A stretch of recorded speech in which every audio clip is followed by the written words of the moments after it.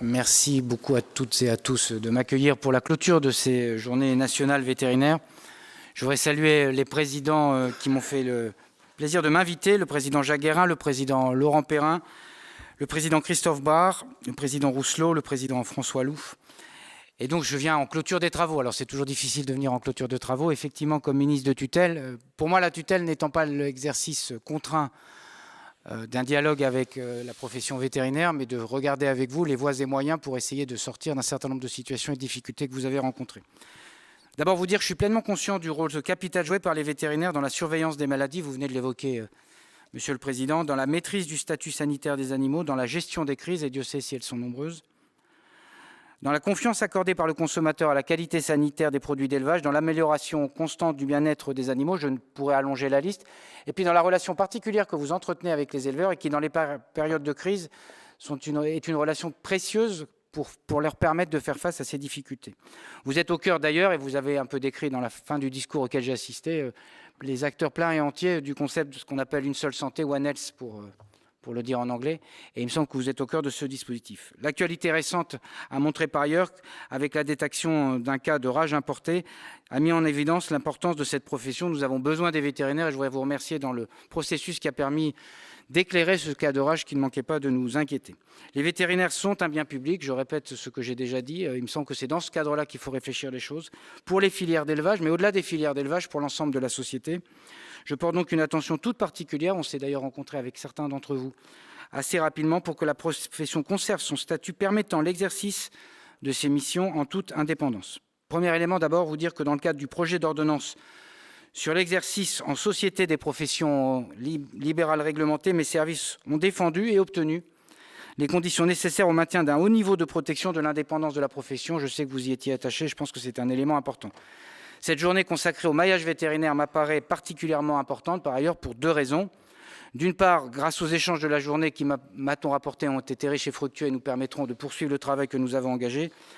D'autre part, car ils viennent consacrer ou marquer une première étape des travaux entrepris dans le cadre de la feuille de route pour le maillage vétérinaire initiée en 2016 et réactivée en 2021 par mon prédécesseur Julien Denormandie, qui a beaucoup œuvré dans ce domaine. Alors je sais que dans les échanges que nous avons eus, vous avez parfois eu le sentiment que le temps était parfois un peu long et qu'il y avait besoin d'une forme d'accélération dans un certain nombre de demandes qui étaient les vôtres. Et je pense que l'année 2022, de ce point de vue-là, a été plutôt fructueuse en ce domaine. En matière de formation, tout d'abord, vous aviez alerté à plusieurs reprises mes prédécesseurs sur le recrutement des étudiants dans les écoles vétérinaires qui n'étaient plus adaptés à la sélection de futurs vétérinaires praticiens, notamment pour exercer, comme on dit, en rural, et aboutissait à des promotions issues essentiellement des grandes métropoles. Nous avons donc décidé l'ouverture, lors de la rentrée 2021, d'un concours post-bac pour les écoles nationales vétérinaires. 160 étudiants issus d'une grande diversité de départements, notamment ruraux, ont pu être ainsi recrutés. Le ministère poursuivra en parallèle le plan pluriannuel de renforcement de la capacité d'accueil des 4 écoles nationales vétérinaires engagées en 2022 afin d'accueillir davantage d'étudiants. Je l'ai discuté en particulier avec mon collègue Gabriel Attal, les discussions se terminent toujours à Bercy.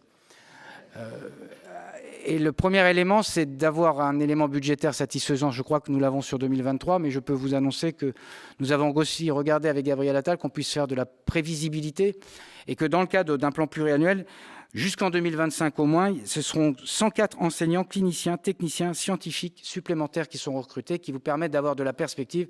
Ce n'est pas une affaire simplement d'une année, c'est une affaire de plusieurs années. Je pense que c'est important de pouvoir vous le dire. Convaincu qu'une part importante des solutions est à trouver au niveau local, vous l'avez évoqué, Monsieur le Président, je tiens à saluer la démarche innovante entreprise en 2022 avec la réalisation de diagnostics et de plans territoriaux dans 11 territoires, à l'initiative de la profession, à l'initiative aussi des chambres d'agriculture, à l'initiative du syndicalisme agricole que je tiens à saluer, qui ont voulu qu'on puisse, par une manifestation d'intérêt, se lancer dans ces plans et ces réalisations de diagnostics.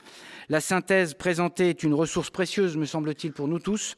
Ce travail confirme la nécessité d'associer tous les acteurs territoriaux concernés, les vétérinaires, les éleveurs, les collectivités, les services déconcentrés de l'État, et montre qu'il est possible d'agir par cette voie-là, en tout cas en partie par cette voie-là, pour lutter contre la désertification de la profession vétérinaire. J'encourage d'ailleurs activement les organisations professionnelles agricoles et vos organisations composant la gouvernance nationale à poursuivre le travail, et nous vous y accompagnerons afin de permettre désormais la démultiplication de ce qui a été plutôt une expérimentation et d'assurer la diffusion dans l'ensemble des territoires. Je souhaite d'ailleurs qu'à terme, chaque territoire puisse disposer d'une palette d'outils, ce que vous avez essayé d'explorer dans cette expérimentation, dont il pourra se saisir localement, la méthodologie pour réaliser un diagnostic, la boîte à outils pour l'identification et la mutualisation d'actions et d'outils d'appui à la gouvernance des projets. D'ici la fin du premier semestre 2023, et sans doute avant, je souhaite d'ailleurs pouvoir me rendre sur l'un de ces sites pour regarder comment les choses ont pu se mettre en place. Il me semble que c'est un élément important pour regarder comment concrètement ces expérimentations ont pu se développer. Je me dis un mot au passage, vous l'avez dit, Monsieur le Président, lorsque j'arrivais, de l'intérêt de l'engagement des collectivités. Il y a un certain nombre de collectivités qui se sont saisies comme une forme d'ailleurs de parallélisme des formes, autrefois et encore toujours de la démographie médicale humaine, et là de la démographie médicale vétérinaire, et c'est bien que par ces expérimentations, on montre le rôle important que peut avoir l'État, que vous pouvez avoir, que la profession agricole peut avoir, mais aussi que les collectivités peuvent avoir. Il me semble que c'est un élément déterminant pour la réussite du projet. D'autres chantiers d'ampleur ont pu être menés en 2022 sous l'égide du ministère, et je tiens à saluer la qualité des travaux que nous avons pu mener avec vous, avec la Direction générale de l'alimentation au ministère, avec mon cabinet, avec le cabinet de mon prédécesseur, avec aussi la direction de l'enseignement et de la recherche, les deux directions ayant travaillé pour essayer d'avancer dans cette direction. La première avancée concerne le dispositif du suivi sanitaire permanent, permettant sous certaines conditions aux vétérinaires de prescrire sans examen clinique.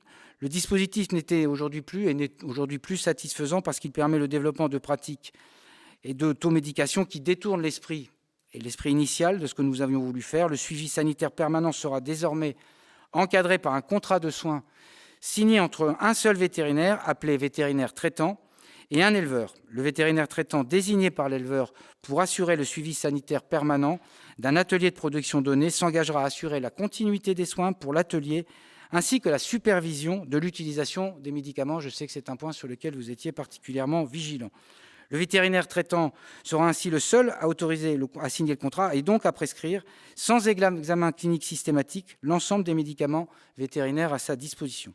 En réservant cette prérogative aux vétérinaires assurant la continuité des soins et des urgences auprès des exploitants, nous protégeons, me semble-t-il, au travers de ce dispositif, l'ensemble du maillon et du maillon vétérinaire rural. Ce principe général, sans exception possible pour la filière bovine, sera ajusté pour tenir compte des particularités de certaines filières, je pense aux filières porcines ou les filières avicoles en particulier.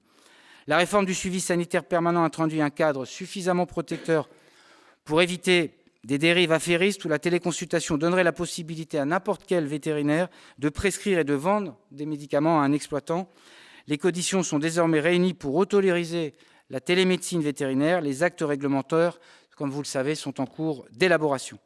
Cette journée nationale vétérinaire l'a clairement démontré, la désertification vétérinaire nécessite d'être traitée à différents niveaux. C'est dans cette optique que des mesures législatives puis réglementaires ont été prises ces 2 dernières années dans le cadre de la loi DADU, afin que des aides matérielles et financières puissent être apportées par les collectivités territoriales aux vétérinaires ou aux étudiants vétérinaires. Désormais, les choses sont écrites et les choses peuvent être faites. J'ai bien noté votre volonté, Monsieur le Président, d'essayer de rassembler l'ensemble des textes réglementaires, ou en tout cas législatifs, dans un seul texte. Je vois la volonté, je me défie toujours de la volonté de simplifier quand pour à la fin réussir à des choses qui viennent complexifier les choses. Et c'est l'ancien ministre des Relations avec le Parlement qui vous le dit. Et par ailleurs, je me défie en ce moment de débats parlementaires qui viendraient nourrir d'autres réflexions que celles que nous voudrions poser. Mais ceci étant, cette précaution oratoire étant prise, le débat parlementaire peut avoir lieu et je vois bien la volonté qui est la vôtre d'essayer de faire en sorte que nous clarifions les choses. Ça permettrait peut-être de rassembler, puis de rassembler la pensée. Au fond, vous avez dit, je ne sais pas si ça s'est dispersé de façon puzzle, ça s'est construit de façon puzzle. C'est que petit à petit sont venus s'adjoindre des textes réglementaires ou de textes législatifs qui viennent s'ajouter ou se surajouter aux différents dispositifs. Cette journée nationale vétérinaire l'a clairement démontré, la désertification nécessite d'être traitée, donc je le disais, à différents niveaux. La question de le DADU, ça a été fait. Plus d'1 an après la mise en place du dispositif, ces initiatives doivent encore se développer. Quelques collectivités sont précurseurs en la matière et je tiens à les saluer. Vous les avez citées tout au long de la journée. Je tiens à les remercier. Mes services, d'ailleurs, en lien avec la Direction générale des collectivités territoriales, ont donc conçu un guide d'information à l'intention des collectivités locales pour faciliter la prise en main, si vous me permettez l'expression, du dispositif. Il sera présenté lors d'une réunion dédiée avec les représentants des collectivités territoriales que je souhaite voir organiser d'ici le tout début d'année 2023 pour qu'ils puissent s'en saisir dès l'année 2023 sur ces dispositions. Voilà en résumé les avancées obtenues cette année. Vous pouvez, premières avancées, il y en a d'autres, mais il me semble qu'elles sont significatives pour un certain nombre d'entre elles. Vous pouvez donc compter sur ma détermination et celle de mes services pour explorer les chantiers devant nous. Alors j'en liste quelques-uns. Tout d'abord Calypso, qui est un outil structurant qui permettra des échanges entre les vétérinaires et les services de l'État dans une logique gagnant-gagnant. Je salue d'ailleurs la relation fructueuse établie entre le ministère et le Conseil national de l'ordre des vétérinaires, ainsi que la qualité du travail réalisé par ce dernier et ses prestataires pour avancer sur le sujet. Les travaux se poursuivent, ce ne sont pas des travaux simples, comme vous le savez, pour construire un applicatif qui soit robuste et fiable. Autre sujet par ailleurs très attendu par la profession vétérinaire, mais également par les auxiliaires spécialisés vétérinaires, la délégation d'actes aux auxiliaires spécialisés vétérinaires sur les animaux de compagnie a vocation à intégrer les réflexions autour de la loi d'orientation agricole afin d'encadrer les modalités de cette délégation. La loi d'orientation agricole, c'est l'horizon déposé à l'Assemblée nationale mai-juin 2023. Les travaux débuteront donc dès à présent, en particulier au début de l'année. Enfin, et pour finir, je voudrais évoquer devant vous ma vision et les suites que je compte donner au courrier co-signé en octobre par 5 organisations professionnelles agricoles et vétérinaires, demandant à l'État de mener une réflexion pour contractualiser la relation État, vétérinaire sanitaire et éleveur. Je souhaite distinguer d'abord la relation entre vétérinaire traitant et un éleveur pour les actes relevant de l'exercice libéral de la médecine vétérinaire, de la relation entre le vétérinaire sanitaire et l'État pour les actes relevant des missions de service public. Il n'empêche, et je partage ce point de vue et votre analyse, qu'il me semble ça procède d'un même objectif et que donc il faut avancer concomitamment sur ces deux sujets, quand bien même il faille les distinguer. Le fait qu'ils soient distinguables n'empêche pas que nous ayons besoin d'avancer concomitamment pour répondre aux deux objectifs que je viens d'évoquer. Il est donc important, d'identifier un modèle d'organisation et de rémunération du vétérinaire intégrant ces deux facettes, sanitaire et traitant, pour garantir une pérennité effective du maillage vétérinaire. Mes services vont lancer tout prochainement une revue des missions de service public, je crois que c'était d'ailleurs une partie de l'objet du courrier qui m'avait été adressé, confié aux vétérinaires sanitaires afin de repenser à la fois le mode général d'organisation et d'autre part le mode évidemment important de rémunération pour ces missions qui relèvent de l'intérêt général, je le disais au début de mon propos. Je souhaite d'abord que dans une première phase, sans être trop long d'ailleurs dans cette affaire-là, une première phase puisse être une phase délocalisée qui puisse faire remonter du terrain les besoins, les analyses, les attentes dans ce domaine et qu'après on puisse le synthétiser au niveau national. Il me semble donc qu'en parallèle, des réflexions doivent être initiées pour la valence vétérinaire traitant, mais je ne crois pas qu'il appartienne à l'État de déterminer la nature de la relation privée à privilégier entre un vétérinaire traitant et un éleveur, et entre un réseau de vétérinaires et une filière d'élevage. Vous pouvez cependant compter sur mon soutien et celui de mes services pour vous accompagner activement dans cette réflexion. Enfin, d'autres chantiers cruciaux, structurants et décisifs pour la profession vétérinaire, pour l'élevage et pour la santé publique ont été achevés cette année grâce à l'implication collective des organisations professionnelles agricoles, des vétérinaires et de l'État. Il reste de nombreux défis à relever. Le défi de la formation, j'ai donné les éléments, les défis d'un certain nombre de sujets sur lesquels vous attendiez des réponses, il y a de premières réponses qui sont posées. La question de la rémunération des missions de service public, c'est le sujet sur lequel il faut que nous avancions en 2023. L'objectif, vous l'aurez compris, celui du ministre de l'Agriculture et de la Souveraineté alimentaire, qui exerce, comme vous le disiez, effectivement la tutelle du maillage vétérinaire et des vétérinaires en particulier, et de faire en sorte que nous puissions répondre aux défis à la fois de la désertification, aux défis de la crise des vocations et aux défis de l'installation des vétérinaires en milieu rural. C'est bien ça qu'on a devant nous.